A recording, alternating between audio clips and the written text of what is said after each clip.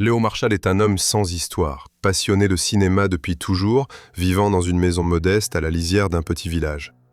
Chaque week-end, il tournait de petits films avec ses voisins, des potes d'enfance, des figurants volontaires. Rien de professionnel, une caméra d'occasion, quelques lumières bricolées, beaucoup d'imagination.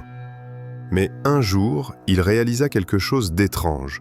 Un scénario qu'il avait écrit, l'histoire d'un cambriolage dans une ferme isolée, s'est déroulé exactement comme il l'avait tourné, 2 jours après.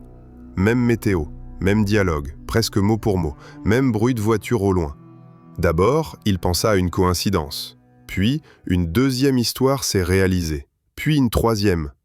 Léo cessa de tourner pendant 1 an. Mais l'envie revint. Elle était trop forte. Alors il se mit à filmer des choses banales, joyeuses.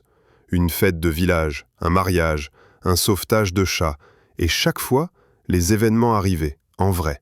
Toujours après la mise en scène, toujours dans les moindres détails. Mais aujourd'hui, Léo tourne une scène de fin du monde. Il dit que c'est son chef-d'œuvre, un court-métrage d'anticipation.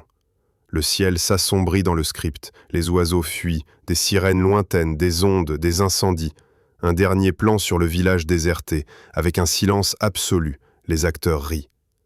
Le tournage commence dans les champs. Des drones captent le paysage, tout est prévu. Mais à midi, les téléphones cessent de capter. À 14 heures, un bourdonnement étrange se répand dans l'air. À 16 heures, une lumière inhabituelle traverse les nuages. Et à 17 heures, Léo crie « Silence sur le plateau, c'est la dernière prise ». Certains habitants racontent que le film n'a jamais été monté, que Léo a disparu avec tous les rushs. D'autres disent qu'il l'a projeté une seule fois dans son salon à la tombée de la nuit, et qu'à la fin du générique, une voix a murmuré « Ce n'était pas de la fiction ».